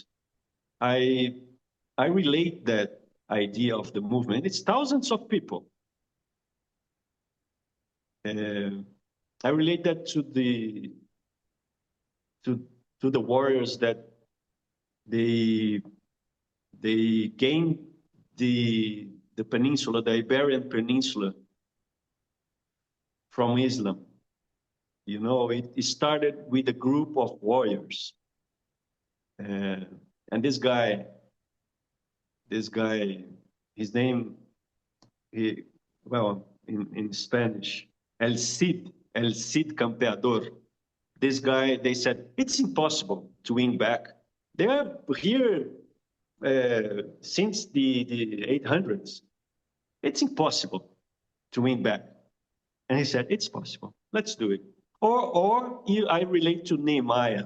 Nehemiah, they said, it's impossible to rebuild it. It's impossible. 200 years, it's impossible. In 52 days, he rebuilt it. So it's possible. It's just someone starting it. And people will gather, and that's the thing. That's what gives us hope. And I cannot express the sadness that I had, but now I'm better. When people told us, you should have stolen money as everybody. You would be happier. And it's hard to believe. It's hard to believe. We went there and we were expelled from the system. Because when you don't accept the wrong things, you are expelled. And sadly, what I'm seeing in countries that for instance, in America, it's strange. America right now, for me, it's a strange country. I read today that the FBI said that Epstein, he didn't do anything wrong. It's unbelievable, man. It's unbelievable. That's what I told you before, Arthur, about the Obama years, got the ball rolling with this banana republic scenario. America is currently a banana republic. We don't have a justice system. All the justices, all the main positions are leftist dominated. We don't have law enforcement, just except for ICE, and removing a little bit of illegal immigrant criminals, especially they're focusing on the criminals, right? So that's the only sense of law enforcement that we have. But we have not seen any justice, not just from people who are related to Epstein, but even people who called for the death of Trump, or people who illegally prosecuted him, or people who wiretapped his phones. There's, I get the feeling that after 4 years of his administration, maybe his political enemies, one of them might end up in jail at some point. But I don't think so, because Trump, unfortunately, believes in negotiation and making deals rather than seeking justice and righteousness. Unfortunately, that's what we're seeing right now. But we don't have justice here. Not, people like me and little people, regular people will go to jail, but, the top tier of society, there's no justice at all. Okay. And those are the people related to Epstein. But on the flip side, I'd also like to point out something, that you have people who are much worse than Epstein, who have special status and privilege, maybe not so much in America right now, except for in certain places like New York, especially in New York. But, the best example to look at, but it's not isolated, but the best example to look at is in England, in London, right? Where you have these Islamist rape gangs who literally do whatever they want. They do 100,000 times worse, all of them, than Epstein and anybody who had anything to do with Epstein. They rape little girls, kill them, and put them and mash them up and put them in the kebab and sell it to people from the public. But the thing is that Epstein, yes, but there's so much worse. Linked to powerful people, right? And that's the impressive thing. So for former presidents, royalty, governmental, and Hollywood, and no, but the Islamists are also, recently, people are releasing, people are going through the files and they're reading his emails, and it's coming out like, it's unbelievable. He's talking about, he's like, praise Allah for the Prophet Muhammad. Epstein said that. And he wanted to get fabric from the Kaaba, he and for his own personal use. And he was constantly talking to Qataris Deepak and to Chopra wanted him. Saudis. Deepak Chopra invited him to Israel. He said, I really don't like it there. I hate Israel. I I don't really want to don't go. like it. And Yeah. Have fun. it's stunning. You know, I just want people to understand that the stuff that Epstein is accused of, which is probably true, is mild in comparison to stuff that is done by the people that Trump is making deals with right now in Qatar and in Saudi Arabia. And they do it all over the Middle East, they do it all over Europe, and God knows what they do here. So I'm hoping that people wake up to basically, to focus on Epstein. Like if you have to choose between crimes, right? Like Well, very but you severe know, crimes, Frank, you have to just choose you have to focus on the more severe. And but they're ignoring the more severe for the less severe. They're both severe, primarily because it's easy to attack Epstein because he has the name Jew associated with him. That's the real reason he's getting the attention, where he was most likely a Muslim in just a reality. second. I have to open the door for the wine. Sure. Just a second, please. Sorry, completely. Yeah. No, when you were gone, I brought up to Arthur the whole thing about, how in the Obama years America just went downhill into this whole non-rule of law kind of thing. And Thanks a lot for that, by the way. I didn't want to miss anything, and I heard you guys chatting away. Arthur, I'm sorry for going off on a rant, but I wanted you No, I to. understand your point, but you see, you have to be grateful because in Florida, I think DeSantis is a good governor. I think Texas is a good place as well, Arizona. Yeah, but those are the Especially primary targets for the people I'm talking about. They're buying huge plots of land to build cities with with Muslim dominant cities, and you have the leftists and supposedly Republicans who are letting them do it. And by the way, right now we have a groiper. You know what a groiper is? Have you seen this word before? People Yeah. like Nick Foy. There's a groiper who's running for governor of Florida right now. His name is Fishback. His entire platform is I hate Jews. And he's a candidate for, yeah, this guy. this guy. Mhm. He supposedly, he's not. But anyway, I want you to please continue talking about your NGO, right? And then I really I wanted to ask you a few questions about the protocol. I know it's 6 years later, but I've had some questions. You've answered many of those questions, but I wanted to get a sense of. Well, I mean, I'll ask you afterwards, but I want you to finish talking about.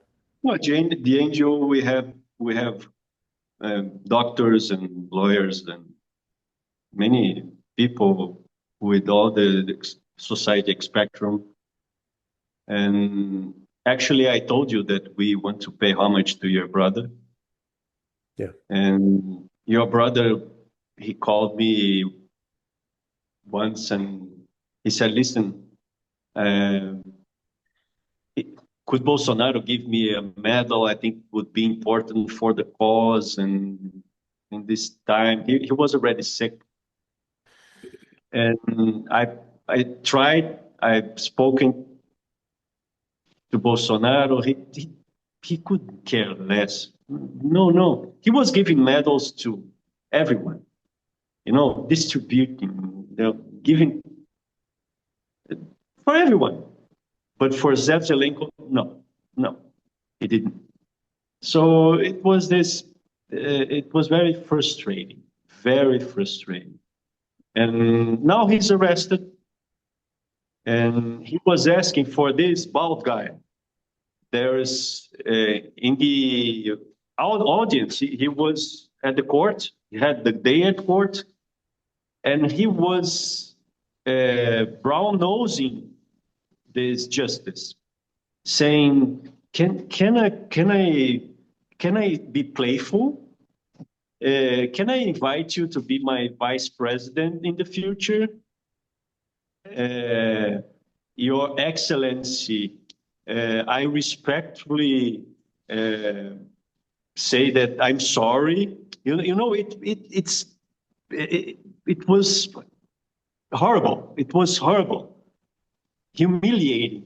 He was trying to ask clemency to this guy, to this bald guy.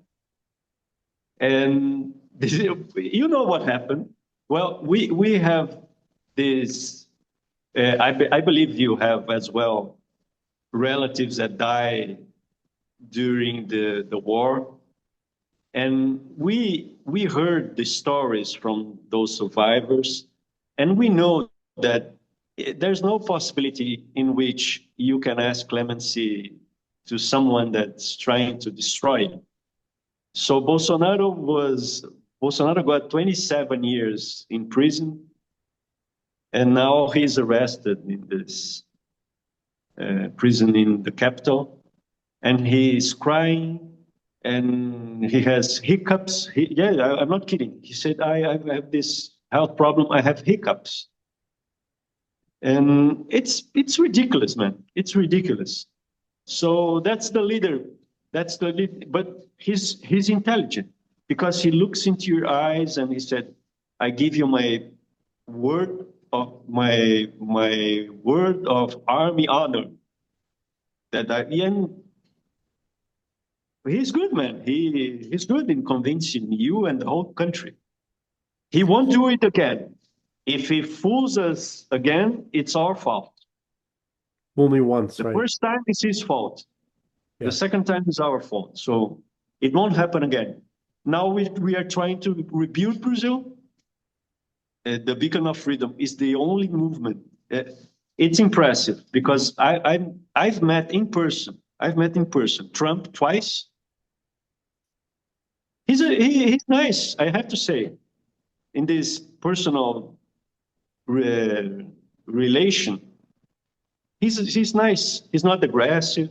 Quite the opposite. I've met in person Angela Merkel, Trudeau, the guy from Singapore, Lee, the president of Colombia.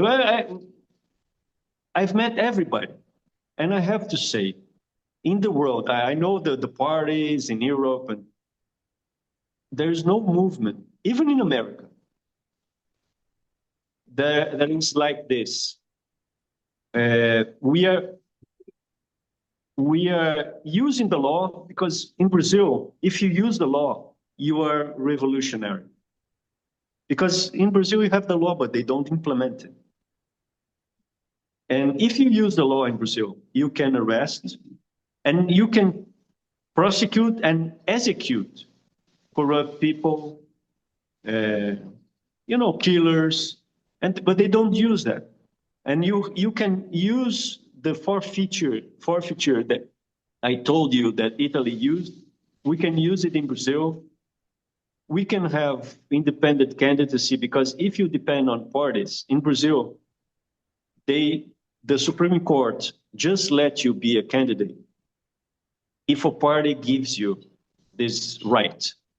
So the parties in Brazil, they are private-owned entities. And you depend on the leaders.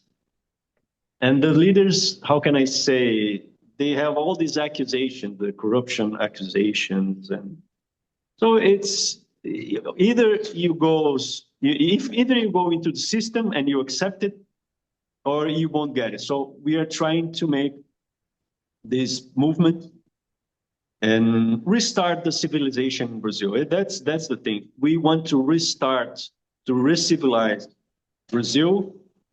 And our motto is we're going to use the Mosaic Law. Brazil is so destroyed morally, ethically, in all aspects, financially, that you have to, the 10 Commandments in Brazil, it would be enough. It's not, you don't have to to be profuse in higher culture or anything. Just go back to the basics. We have to go back to the basics. You cannot steal, you cannot murder, you cannot give false testify, you cannot lie. It's this. And we are growing since it's the only movement. You know, the same way in 2017, the two Weintraub brothers saw that Bolsonaro would win the election. He was with 3% on the polls. But we use the intellect not to steal. The smart people in Brazil, unfortunately, many of them use the brightness to steal, to corrupt, to prostitution, to all the bad things.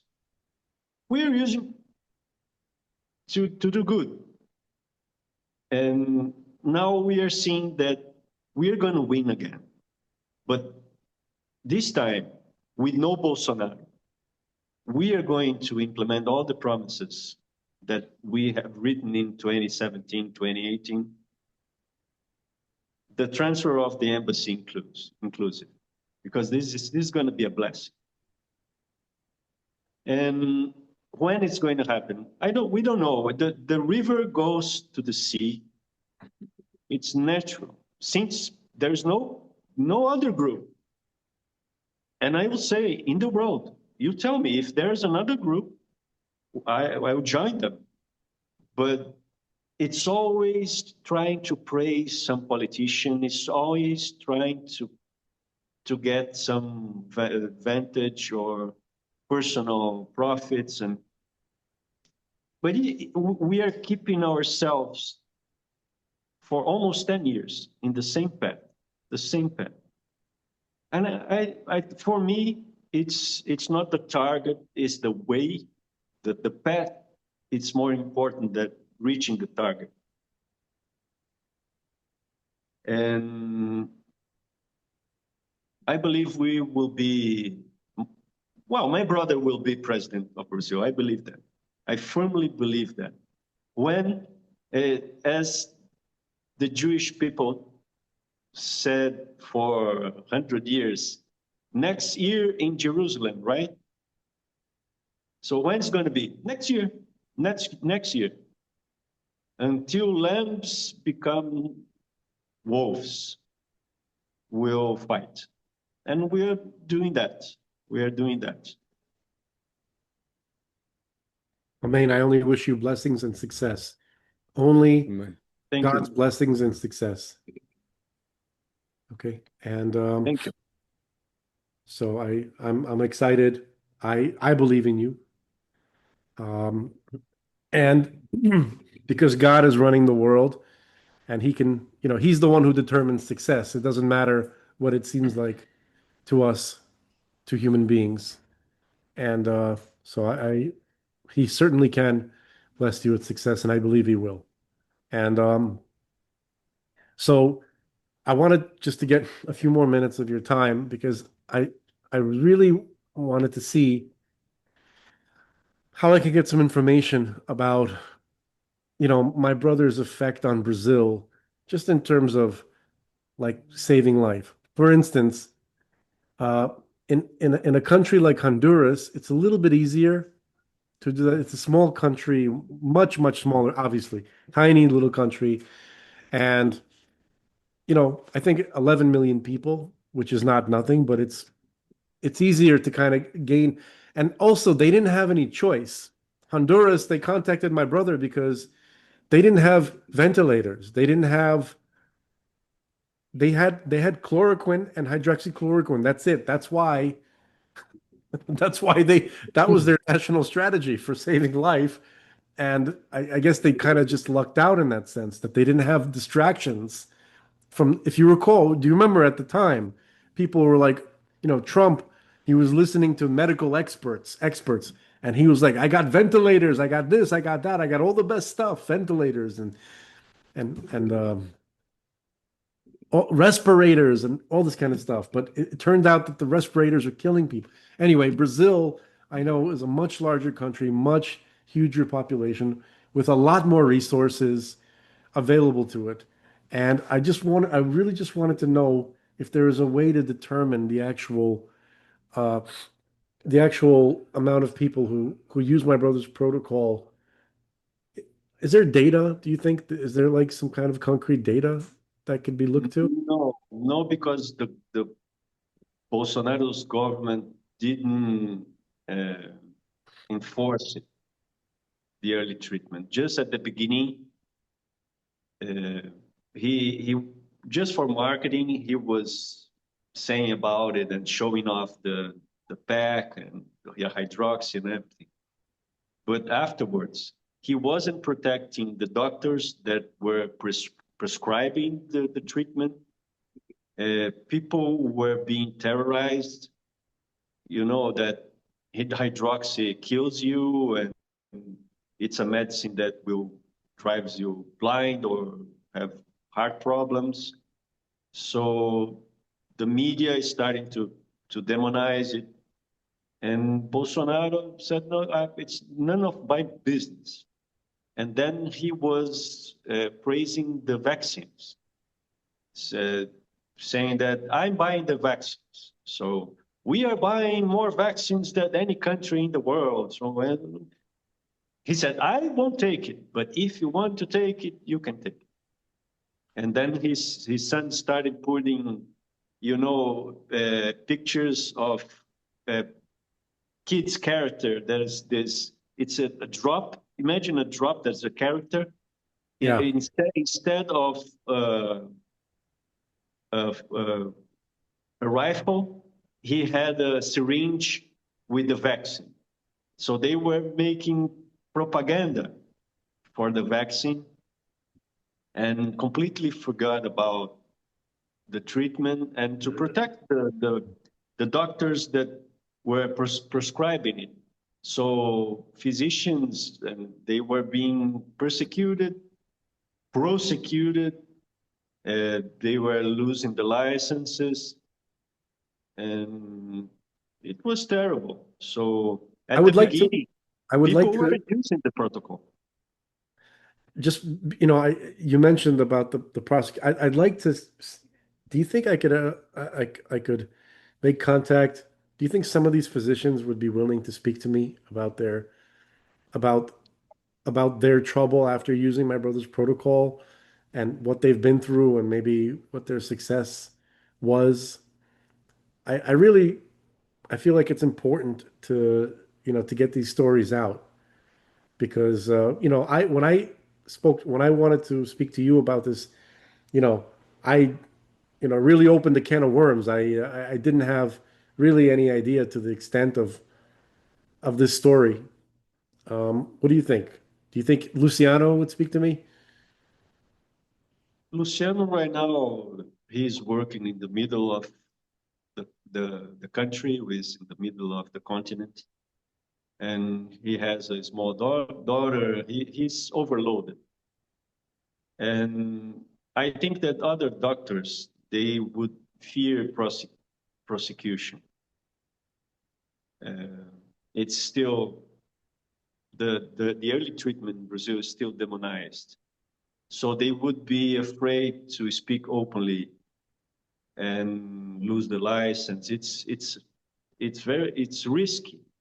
And hydroxychloroquine now, you mentioned it's Yeah, now you need a prescription for it, whereas before, yeah. During the Bolsonaro government, this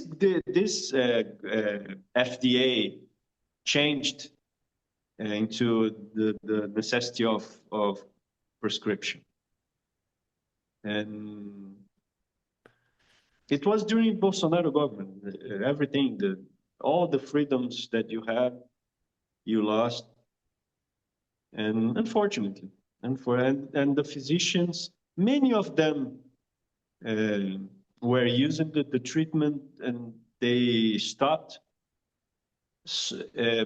And I've seen many opportunistic people.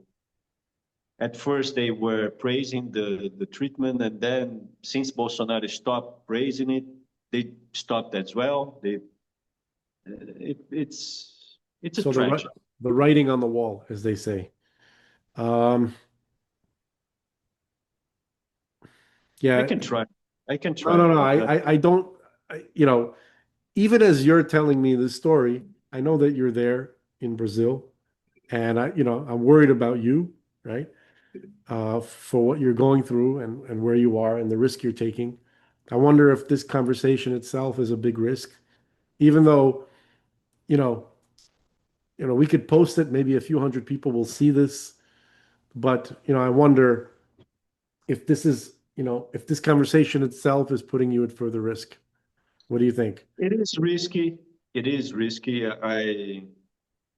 I know the risks. It's a risk management. You can be arrested for anything in Brazil right now. Just an order. You don't have to follow due process or rule of law. But I have dual citizenship. I am a Portuguese citizen and an Italian citizen as well. So if they arrest me for nothing, I I believe that the embassies could be accessed and could protect me of those countries. But it's risky. I can still be arrested or killed. But it's good to speak to you, especially in English, so people could see and we can formalize. We can formalize the situation. The situation is well, it's getting worse by the minute. It's getting worse, not getting better. But Venezuela was a good thing. It took some financial traction from the organized crime and the crooked politicians in the continent. But they still have so much power. The cocaine that is exported, it comes from Colombia, Bolivia, and Peru. But they use the logistics in Brazil and São Paulo because the best logistics in South America. And they export it to Africa, Europe, and Asia. And the money is huge. And they are now within the financial market, banks and institutions. They are within the industry, beverage, fuel, everywhere. So that's why it's a narco state. Brazil is a narco state. And So, but maybe we can reach a watershed. Maybe you can reach a watershed. I think it's close. I cannot specify the timing, but it's close. we'll give you some insider information, okay? According to the Torah, you don't have to be a believer. We could give you some information and then you decide what to do with it, okay? However you want to take it. But we're Orthodox Jews, and Orthodox Jews have preserved our traditions, whether you believe them or not. But they've preserved the traditions pretty immaculately for thousands of years. And according to mainstream Judaism, right, Orthodox Judaism, there's two opinions that are given about the end date. Only two. There's two opinions from two of our sages from 2,000 years ago, right? And they give a date that corresponds to the year 2027 or the year 2030 as the end date, meaning the Messiah would have come already before that time or during that time. And I'll tell you why. Because according to Torah tradition, the world is only destined to function in the current state for approximately 5,800 years. The entire idea of granting free will to mankind for the sake of choosing to have a relationship with God is not a permanent state of being. It's a temporary state of being with different phases, right? Where during that time mankind grows and matures and makes and has a real choice whether or not they want to have a relationship with God or not. That's free will. That's what free will boils down to. But that time is not forever. And we are going to witness the end of that era. And it's Mashiach, or Messiah himself, who comes to put a cap on it, to finish up that era. And we're right about there. So regardless of how things work out, there's going to be the biggest upheavals in the history of the world that we're going to see it. It doesn't necessarily have to be violent, but in terms of consciousness, the human mind, and the operation of the world, it will be as drastic, the most drastic that humanity has ever experienced. And that's coming up right about now. No, I firmly believe in the Torah. I'm a Christian, but the Torah for me, you know what Jesus said? Jesus said, I didn't come to abolish the law. I came to fulfill it. So for me, the Torah is the word of God. And I trust Yahweh. I trust him. So I'm not afraid of the end. It's a beginning. It's not the end. It's a beginning. Yeah. Montaigne, the philosopher, the French philosopher, he said, you have to put your boots, to sleep with your boots, because you can go anytime. Yeah. So I'm prepared to go anytime. I'm prepared. I don't want to go, but I'm prepared. I don't prefer to go. Yeah, stick around. I do my best, but is his will, is not our will. I do my best. I have free will to choose, so I've chosen the good path. I don't want to be evil. I'm trying to follow the Bible, and the rest, the result is not in my hands. As I said, the path, I can control my choices. I cannot control the results. So I'm doing extreme effort. As my brother, as I told you, despite the sacrifice of our families, it's a sacrifice that we've done and we are doing. But it's no other way. We cannot. After what we saw, I believe that God has sent me to DC to see all this. I've received information that I would never expect to receive. So it's for some use. So maybe Brazil, it's going to be the new start. It's a huge country. It's primitive, but it's tribal and feudal. But it's maybe if you have a more sophisticated country, they wouldn't accept us. We are, how can I say, disruptive. We are disruptive. We say things that you're not supposed to say. Start a new country with Millet. Just expand. I'm kidding, man. I'm kidding. Yeah, Millet. I know. Well, it's good. Millet, it's good. It's better than any other. But Millet, as well, he said, I'll transfer the embassy, and he didn't. I would never shake hands with Lula, he did. And I would never shake hands with the Xi Jinping, and he did. He's got a lot of stuff. He's got a lot of stuff with World Bank and a lot of stuff with BlackRock. He was working to the international IMF forum. He was working, formally working. He's not a conservative. He's a libertarian.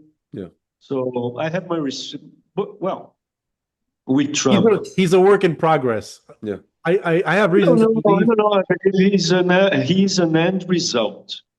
Argentina is better than it was, but the shit coins situation that he was accused of, Trump as well, and it's a bad moment because the moment you most needed Churchills, you are just finding Chamberlains or Pétains, or you needed just one Churchill, and you don't have it.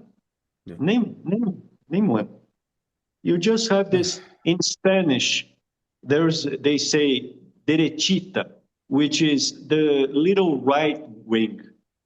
So they fake their right wing just for the fashion, but they are not. Listen, Boris Johnson, you name it. I want to tell you, Arthur, I'm going to push back on you a little bit. Not because I agree with everything that you said, but when I said Milei was a work in progress, here's what I mean. You have these people that God put into these positions. Like, it's stunning to me and it's painful to me that Netanyahu is still in the position that he is because of what he did with the vaccine and in Israel. But it's apparently still God's will and whatever his infinite wisdom to keep this guy in the position that he's in during the times of war and everything. It must be, in my mind, that for some reason these particular people need to be given a chance to do something right, something at some point. And there's still time, technically speaking, for some of these people, as flawed as they are, but God stuck them in the position that they're in. So there must be something about destiny that requires them to be given the opportunity to do something right, to become at some point a Churchill. And even Churchill at initially, like in 1938, and I just recently saw this, he was praising Hitler.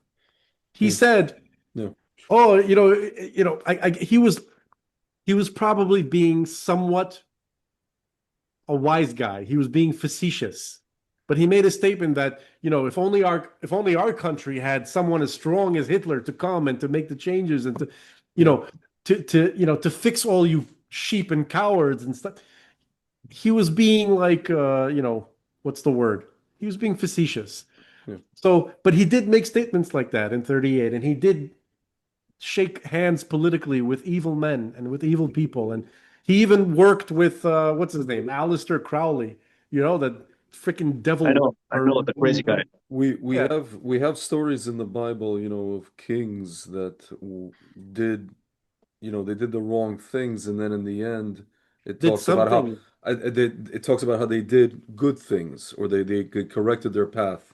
I remember a guide of mine in Israel. He said, King Herod, he was a good king, but he wasn't a great king. Why was he only a good king? Because he was a paranoid tyrant. But why still good but not great?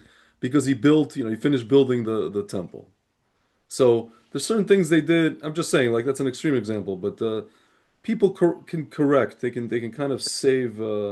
That's a midrashic statement, meaning it's not a literal, because everybody. Yeah. The reason it's midrashic is because it was obvious to everyone that he was the psychopath maniac, Herod, who murdered most of his own family, who murdered. They can't even know. They don't know how many people. But he did something right. His brother's wife. His brother was alive, and he took his brother's wife. Yeah. So he was. Let's just put it this way: not a very nice guy. He was kind of a jerk. Yeah. Okay. Yeah. So he was a vassal of Rome and all that stuff. Yeah, he was but because at a certain moment he did something very significant, that for some reason, in the midst of all this darkness, out of nowhere, he decided, no, that the Jewish people should have a beautiful temple. It doesn't make any sense. It's crazy. So this is the kind of destiny of the world where God puts these people in position. I don't know. It's very difficult. You're not going to figure it out, but there's still an opportunity for some of these guys to do something Churchillian at some point. We'll see, right?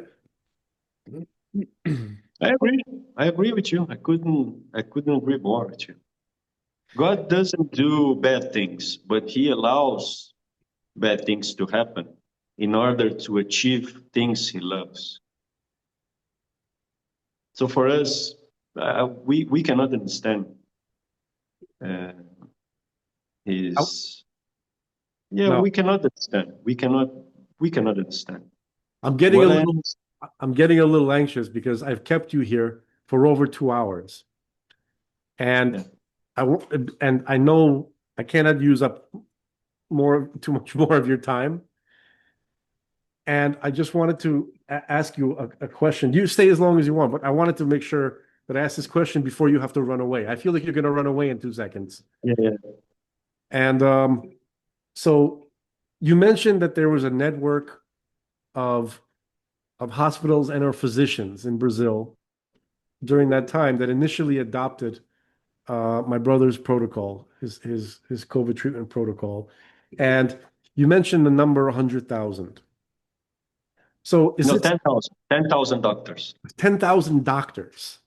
Yeah, And were these doctors located in a specific region or all over all the over country, world, countrywide. countrywide? 10,000 and they initially like pledged to implement my brother's protocol, at least in the beginning, before it became unpopular, right? Yeah. And is there like some kind of I'm not gonna bother these people. I'm not gonna call them and say, talk to me, but is there like a website? Is there a name of this network? Something that I can kind of like look at just to say, well, here these clinics or these hospitals or these physicians, are the ones who initially adopted it. Um, is there something, was there a name to the organization? Everything was destroyed afterwards. Everything was destroyed. People spread around. They they were fighting individually against the system. Bolsonaro didn't support anyone. I wasn't support. Bolsonaro never called me and said, listen, about the commission in the Senate, do you need help? So I had to hire a lawyer individually.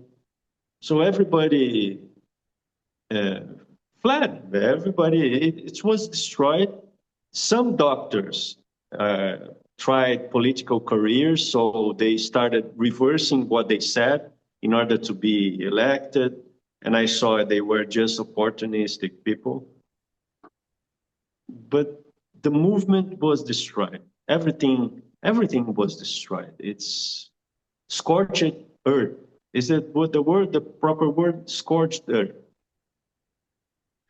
There has to be a book or a movie about this topic alone. Just from the medical perspective. I mean, everything that you've spoken about, this is such a broad,